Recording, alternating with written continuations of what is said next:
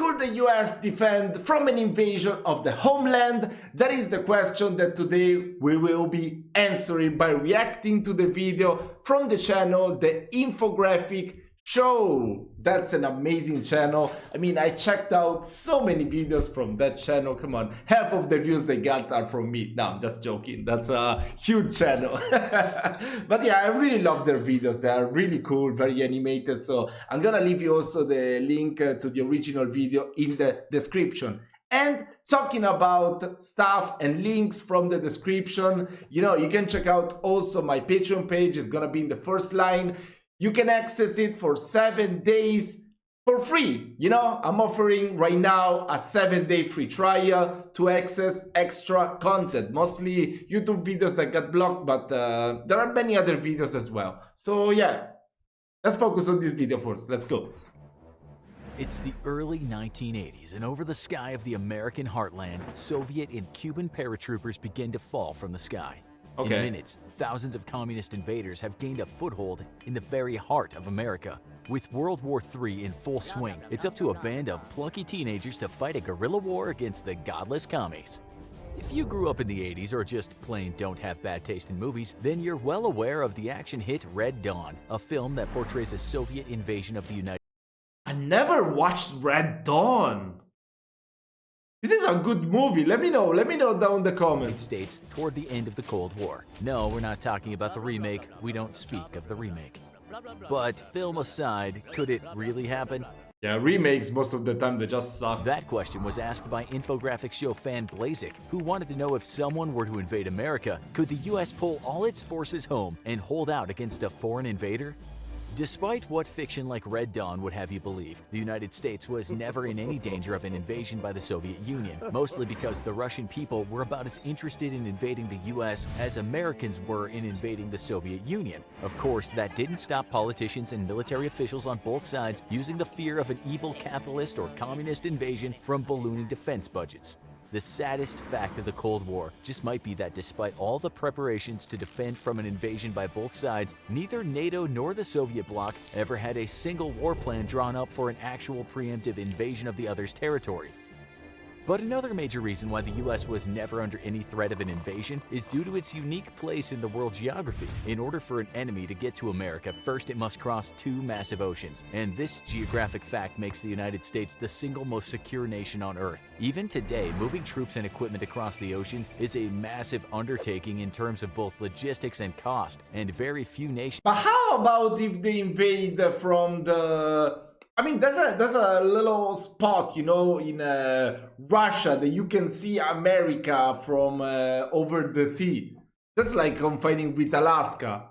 Yeah, but I think it would be very difficult to invade like through Alaska. I think it would be pretty much impossible. Even because also you will have Canada's troops to block them, you know, barricade them. Are even capable of attempting the feat. But let's say that the two leading peer competitors to the US decided to join forces and team up against the United States. With all troops returned home from overseas, could the US defend itself against a double-sided assault against it by China and Russia? First, the two-power alliance would have to decide on where to strike. For an invasion to be successful, both nations would have to land troops as quickly as possible, and that would require the use of a working seaport. These ports would require good rail and road infrastructure, and must have deep water anchorages so that large cargo ships could dock and disgorge troops and heavy equipment. The need to take and hold major seaports is critical, as aside from a few token forces with a small number of fire support platforms, amphibious landings alone wouldn't be able to deliver firepower fast enough to secure a beachhead.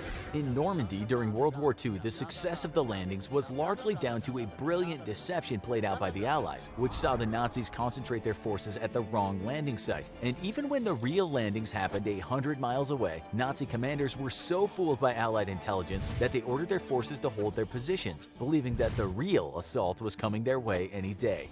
The ruse, combined with some whopping tactical blunders by Hitler, allowed the Allies to quickly build a makeshift port facility which let Allied armor and artillery disembark.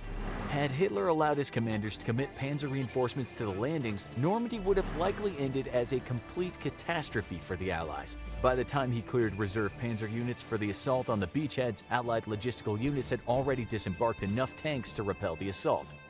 In an invasion of the US homeland, such a ruse would be impossible to pull off. Long-range and satellite surveillance assets would see an invasion fleet days before it made landfall, and its target would be clearly known to the American defenders. Therefore, China and Russia would have to act quickly and decisively, taking major seaports and holding them long enough to disembark a sizable expeditionary force able to repel American counterassaults. For China, the only good options for unloading main battle tanks and mechanized artillery would be the ports in LA, Long Beach, Oakland, Tacoma, and Seattle. The LA Long Beach complex would be especially attractive as it's one of the world's largest ports and would allow Chinese forces to disembark very quickly. Unfortunately, these port facilities are also very close to several American air and naval bases, making them easily defended. The Seattle and Tacoma ports, however, are far more vulnerable, as only 5 major American bases are near these facilities. Landing in Washington, though, would mean Chinese forces would have to fight south and into California through easily defended and very mountainous terrain, a tactical nightmare for any Chinese commander.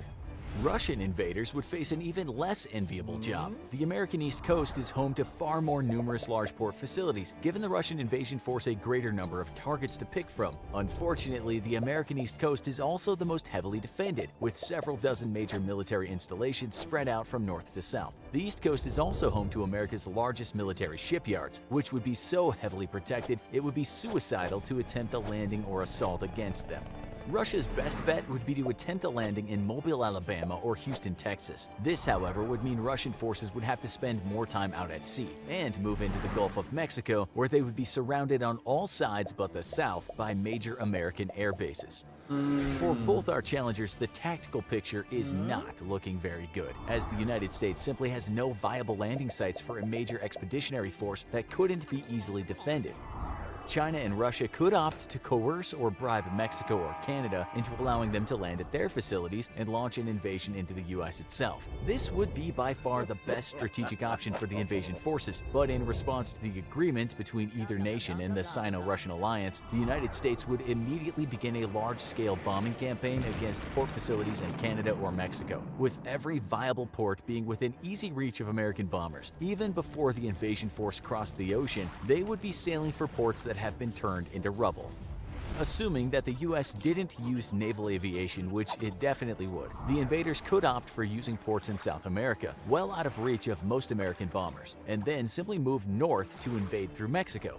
Moving through South America's poor rail and road infrastructure, though, would be a nightmare for the invaders, allowing plenty of time for the US to simply move blocking forces through Mexico to Panama and then hold off the invasion there.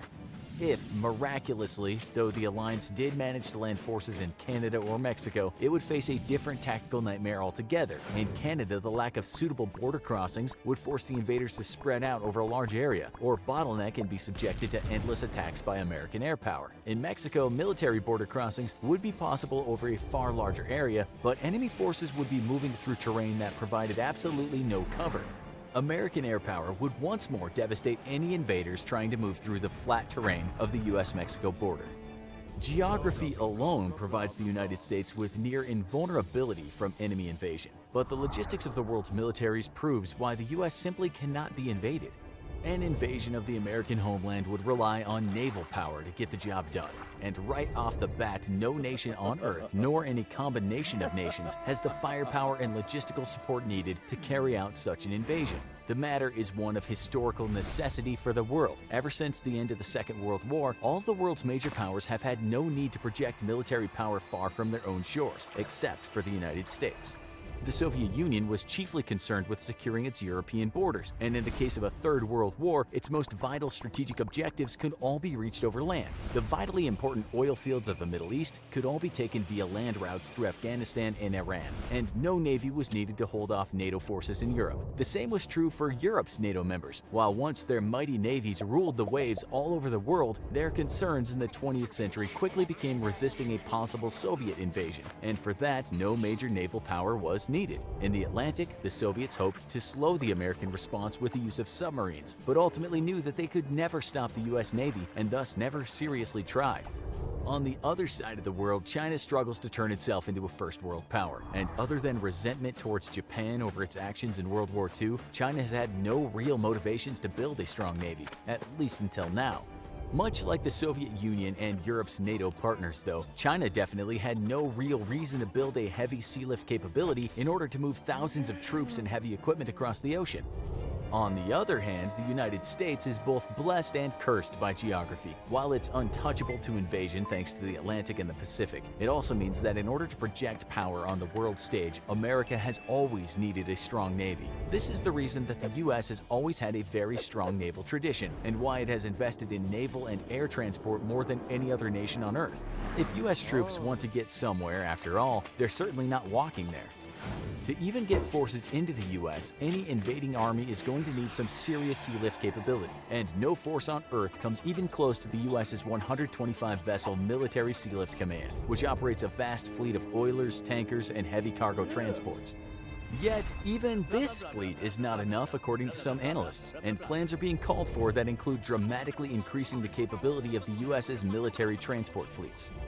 China has in recent years expanded its landing ship capabilities, with several dozen available to carry troops and heavy equipment. These ships, though, are not meant for global operations and are only they just want Taiwan. Straight invasions into Taiwan or to ferry supplies to China's illegal holdings and the artificial islands it built across the South China Sea. A crippling lack of support vessels such as oilers means that China cannot physically get its landing ships across the Pacific, though even if this problem were to be solved, the nation cannot hope to make a contested landing on foreign soil.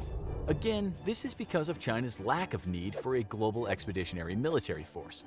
China's chief military concerns lie with a military invasion and forced repatriation of Taiwan, and thus it has not invested money into developing a true blue water navy. Russia has even less naval transport capability and support vessels, which again is a result of its military objectives being close to home.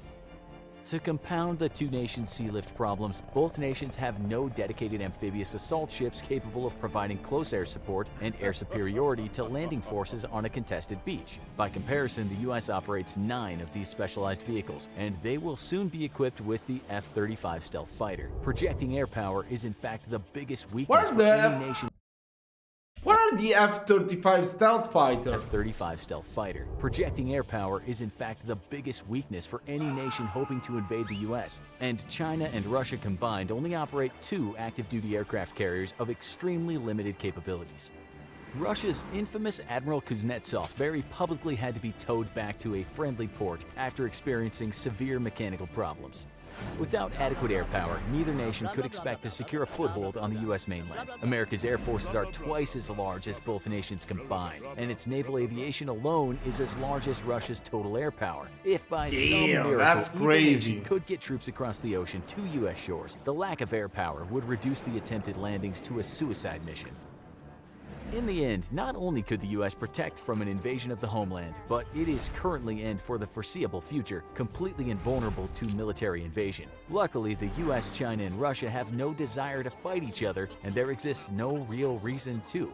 Now that you've made it to the end of the video, why not keep learning about cool, awesome stuff? Click on this video here, yes.